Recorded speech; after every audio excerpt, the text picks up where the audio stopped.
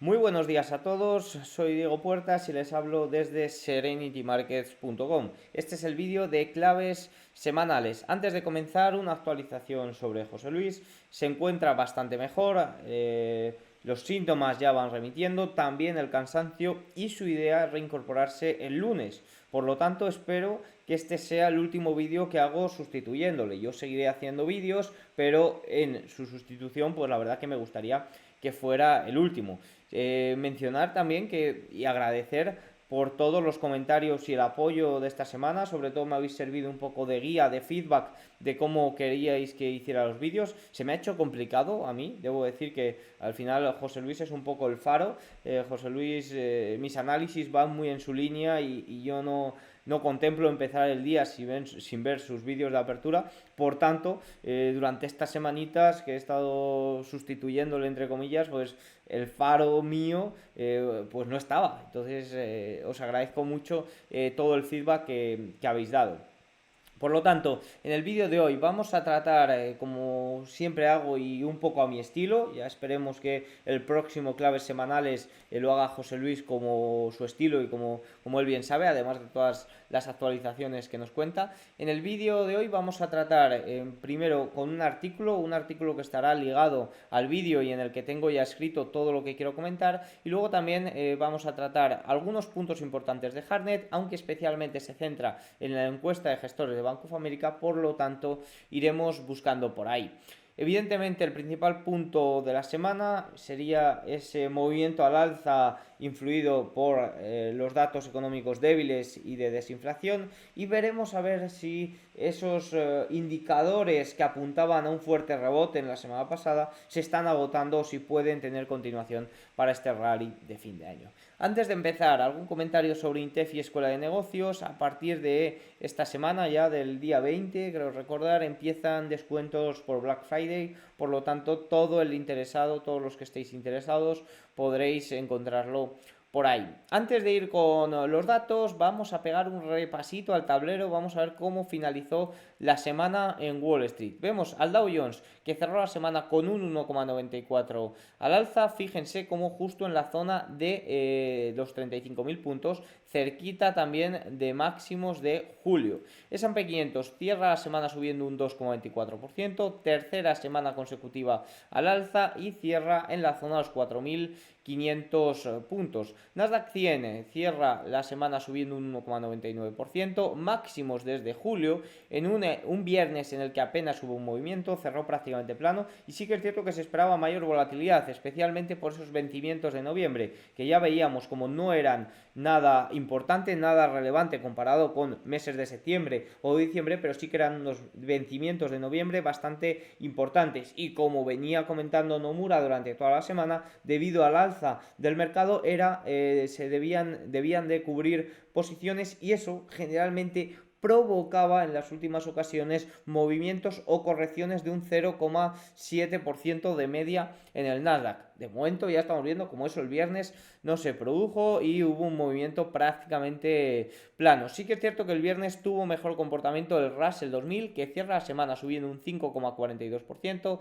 cierra ya muy cerquita de la zona de los 1800, una zona realmente importante, y rebotando las últimas 3 semanas de un gran movimiento desde mínimos de incluso noviembre del año 2020. Por tanto, un rebote muy fuerte en el Russell 2000. Este movimiento del viernes, especialmente, que fue al alza para el Russell 2000 y más bien plano para el Nasdaq 100, fue muy positivo para la amplitud. Fíjense que aquí este es el porcentaje de valores del S&P 500 que se encuentran por encima de la media de 200 sesiones. Vemos como ya es por encima, este porcentaje se sitúa por encima del 50%.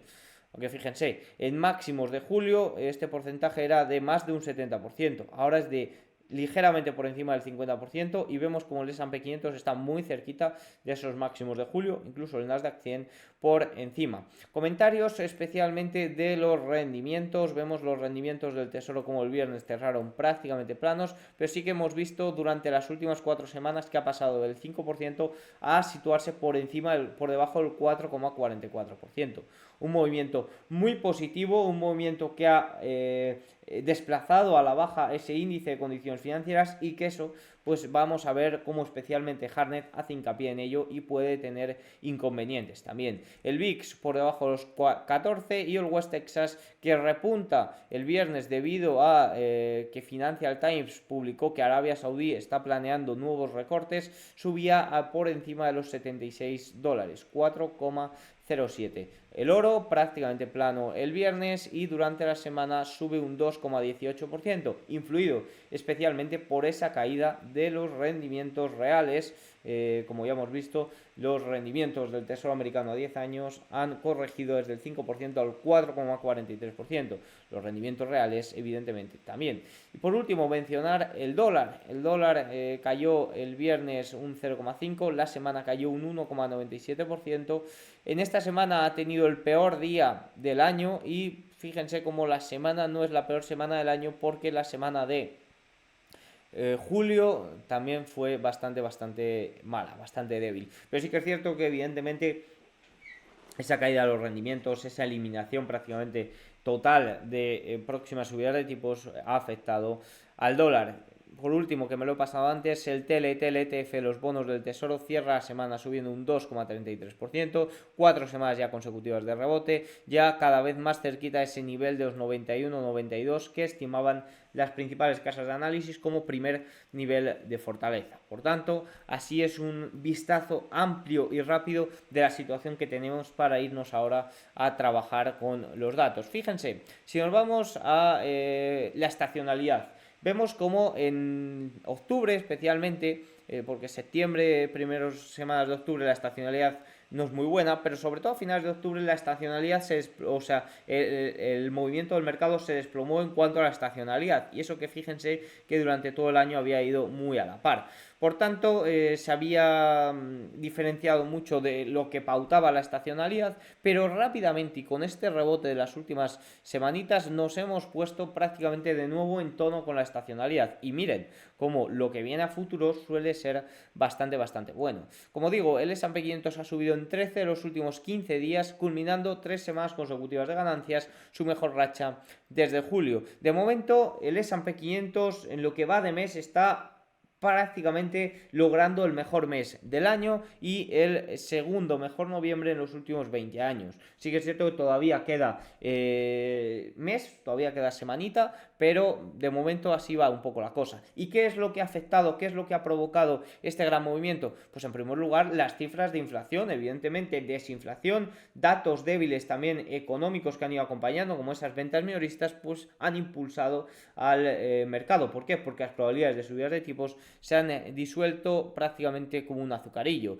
Esto, por tanto, ha sido muy positivo, incluso diría yo que junto a todos los indicadores tipo CTA, tipo posicionamiento corto y demás, este ha sido el evento que ha provocado que todo ello, por ejemplo, el cierre de cortos masivo en pequeñas compañías se haya podido producir. Los CTAs han hecho en los últimos 10 días compras de 70.000 millones de dólares, unas compras que se sitúan en máximos de todos los registros, de los registros que lleva Goldman Sachs. La tasa de estacionalidad continúa, como ya hemos visto, la estacionalidad era positiva y sigue siendo positiva de cara a final de año, y los resultados, por lo menos de lo que llevamos, sí que es cierto que no estábamos teniendo movimientos en el mercado acorde a la superación de estimaciones, acorde a otros movimientos que hemos tenido anteriormente, pero sí que es cierto también que los resultados han sido sólidos y que no ha habido resultados que hayan asustado mucho al mercado. Quizás esos resultados de Meta, donde había una ligera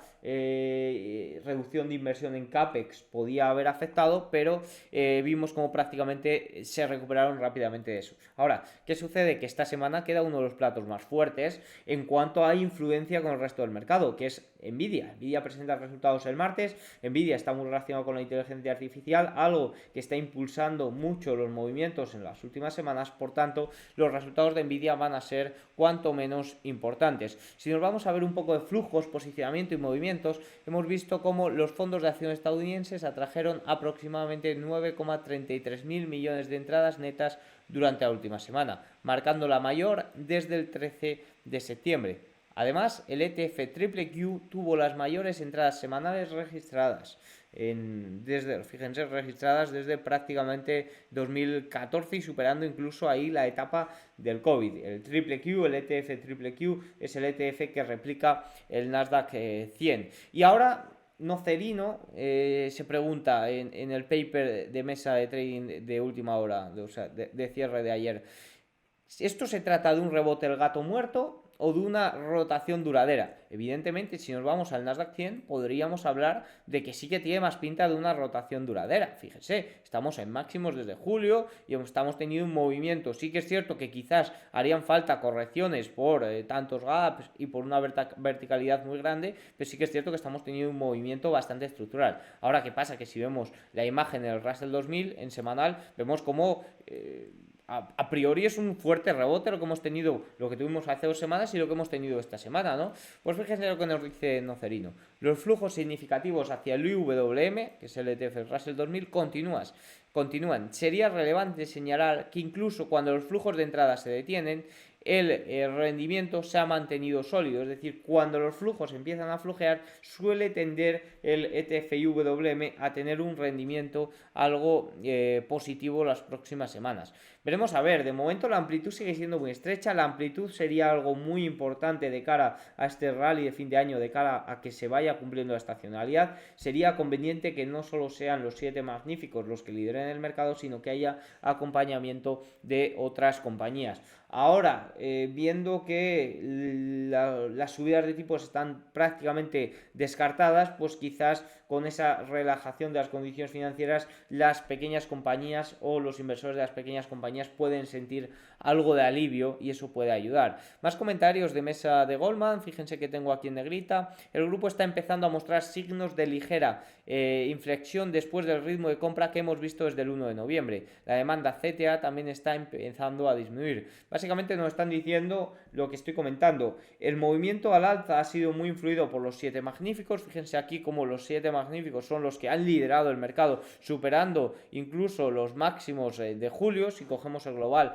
de la cesta, los 7 magníficos que tiene Goldman, y esto está quizás llegando a un punto en el que debe de corregirse, debe de frenarse, debe de frenarse ya más por su bien, porque tenga una buena estructura de movimiento al alza. Y nos está diciendo Goldman que los CTAs también, como estábamos viendo, han hecho en los últimos 10 días compras a un nivel nunca antes visto, y va a llegar un punto en el que el posicionamiento de los CTA va a ser más neutral. Evidentemente eso no es negativo, pero eso no es el impulso que ya comentábamos, por ejemplo, en el vídeo de claves de la semana pasada, de que ese dinero iba a entrar. Los hedge funds vendieron defensivos estadounidenses al ritmo más rápido desde abril de 2020. La venta neta nacional de esta semana de defensivos se clasifica en el percentil 99 de los últimos 5 años. Fíjense que si nos vamos a ver los ETFs sectoriales, por pegar un repasito también al conjunto, vemos evidentemente tecnología muy positivo, servicios de comunicación también positivo, superando los máximos de julio. Sí que es cierto que mucho más afectado desde la caída de finales de 2021. Vemos el consumo discrecional como la semana ha subido un 3,56%, todavía muy lejos de esos máximos de julio, y vemos el consumo defensivo como está algo más retrasado, que es lo que nos comentaba Goldman. Fíjense cómo se encuentra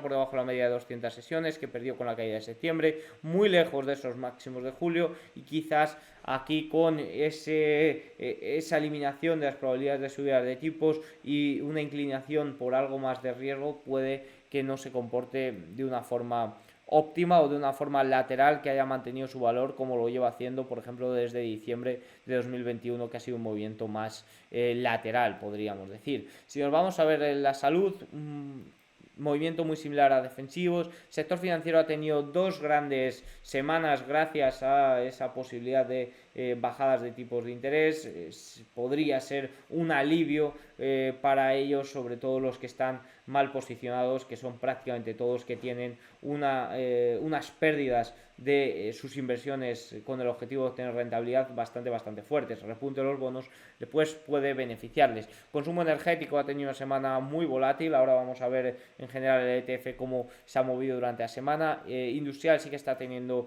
buen comportamiento las últimas 3 semanas. Materiales básicos, un buen comportamiento la última semana, también por ese repunte del oro. Servicios públicos apenas poco movimiento, y real estate sí que es cierto que en las etapas de recuperación puede ser o suele ser el primero en liderar. Evidentemente rebajas de tipos le beneficia mucho a toda la parte rate, la parte de real estate que está tan afectada.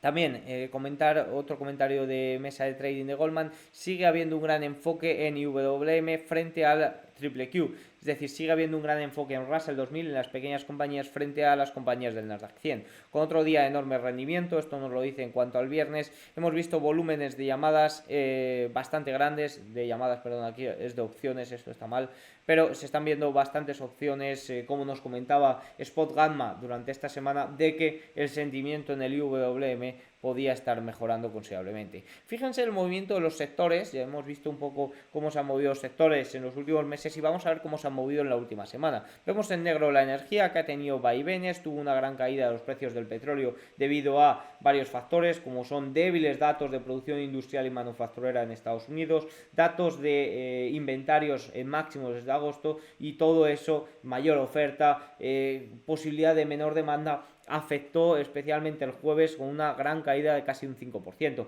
que se recuperó en gran parte el viernes debido a rumores de posibles recortes por parte de Arabia Saudí. Por tanto, eso es lo que benefició. El sector real estate fue el que mejor semana tuvo. Vemos también como el sector financiero no estuvo mal. En general, la mayoría de sectores beneficiados por una caída de las tasas se comportaron bastante bien. Evidentemente, tecnología y servicios de comunicación entre ellos. Como hemos dicho antes, ya la amplitud mejorando, ahora el número de valores se encuentra por encima del 50%, y como comentaba sobre el petróleo, OPEP Plus considerará si profundizar los recortes de producción de petróleo en la próxima reunión del 26 de noviembre, sobre todo por motivos, por cosillas que estaban saliendo ayer de Arabia Saudí, y también por la situación Israel-Gaza y los conflictos que existen por ahí. Por tanto, eso provocó ayer un movimiento del petróleo de más de un 4% en el día. Sí que es cierto que viene en un movimiento bajista bastante grande, ya está, como dice Harnett, en mercado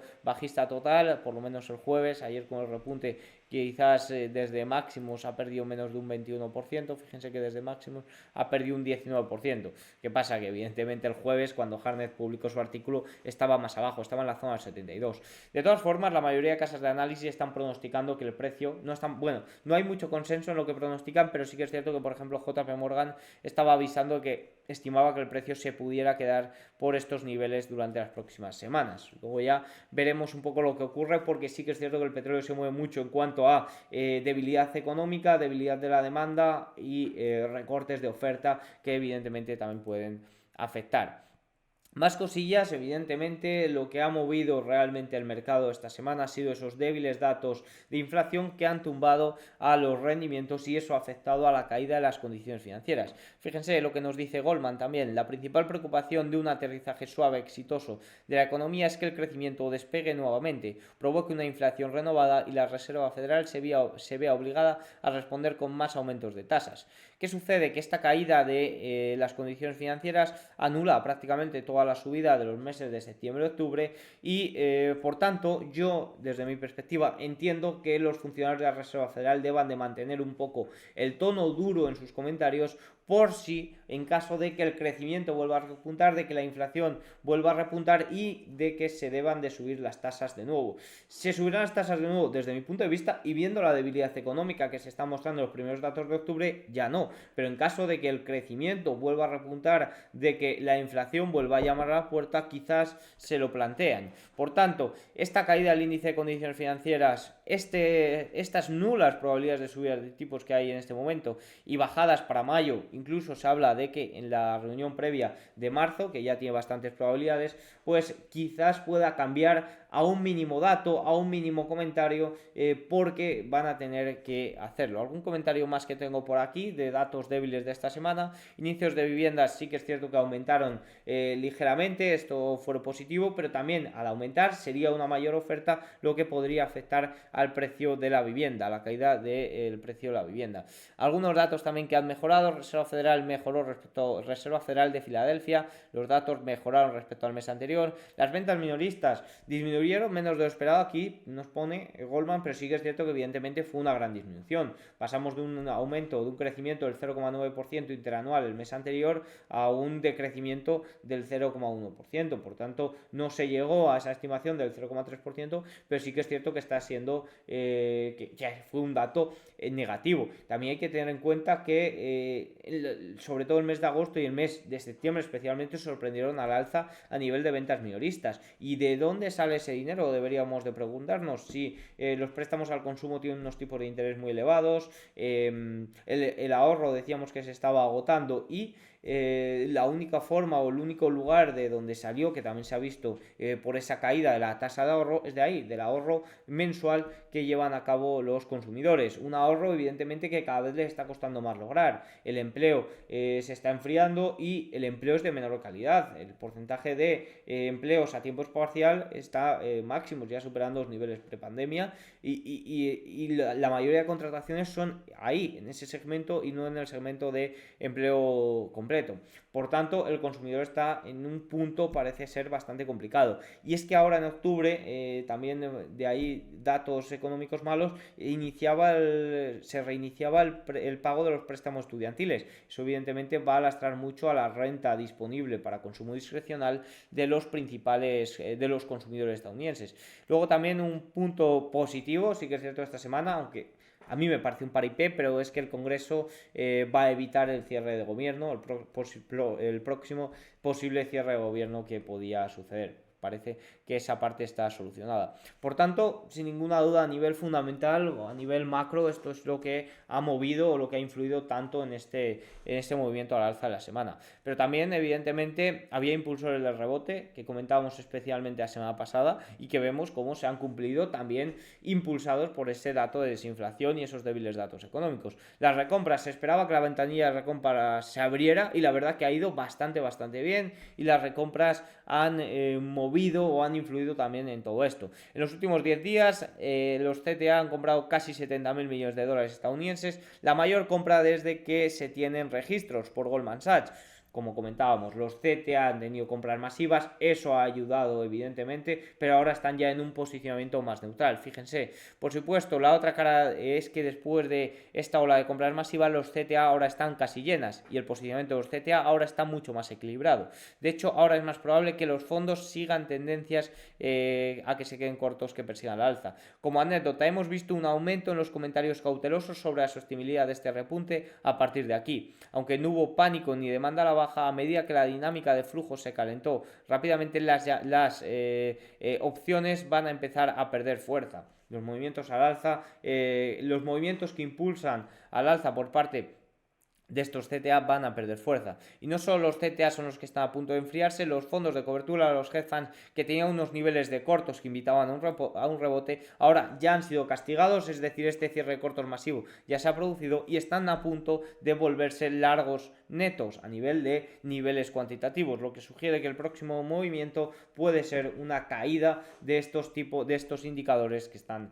influyendo tanto. Por tanto, un movimiento muy fuerte durante la semana que evidentemente se ha visto impulsado por desinflación y por todos los indicadores, ya sea recompras, CTA, posicionamiento corto de los hedge funds, que podía producir este cierre de cortos, y ahora mismo este tipo de indicadores está aflojando y los datos de desinflación y de debilidad económica son ya tan flojos que cualquier sorpresita a la baja que cualquier sorpresita al alza de crecimiento económico puede afectar a los movimientos. Dicho esto, vamos con el paper de Hartnett, vamos con 3 comentarios especialmente que ha hecho Hartnett. Fíjense, Hartnett arranca su comentario semanal con preocupación porque un aterrizaje duro sea cada vez más probable. Nos dice: rentabilidades de los bonos del 5% al 4% es igual a condiciones financieras más favorables, es igual a riesgo alcista, pero del 4 al 3% de rendimiento es igual a recesión, es igual a riesgo bajista. Básicamente lo que quiere decir Hartnett es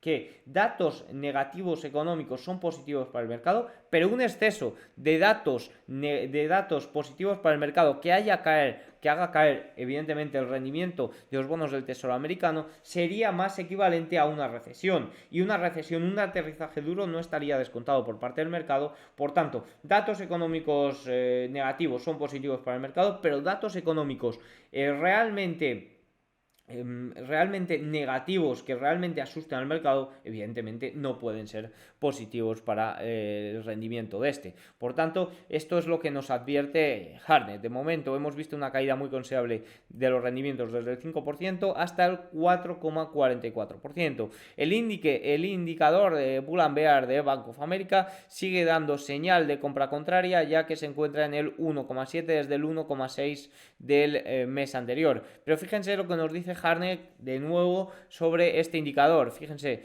el indicador de Bull and Bear que hizo a Harnett volverse alcista por primera vez a mediados de octubre sigue siendo una señal de compra contraria por quinta semana. Pero Harnett, según los cálculos de Harnett, las ganancias medianas de 20, las señales de compra de los últimos 20 años apuntan al S&P 500 a 4.540 y como ya estamos allí, comienzan a desvanecerse por encima de estos niveles. Básicamente estamos viendo cómo todos los indicadores alcistas masivos de las últimas semanas están empezando a desvanecerse. Esto es lo que nos está comentando tanto Goldman en sus papers de mesa de trading del día de ayer como Harnett en su paper semanal. Si nos vamos a dar un vistazo rápido de flujos, que también es importante a lo que ha sucedido, a lo que ha comentado Harnett, se ha visto cómo se produjo una entrada de 23.500 millones de dólares en acciones, la segunda mayor de las del año 2023, y eso que según VS, los inversores minoristas de VS se estaban viendo entradas sobre todo en ETFs y salidas en valores individuales.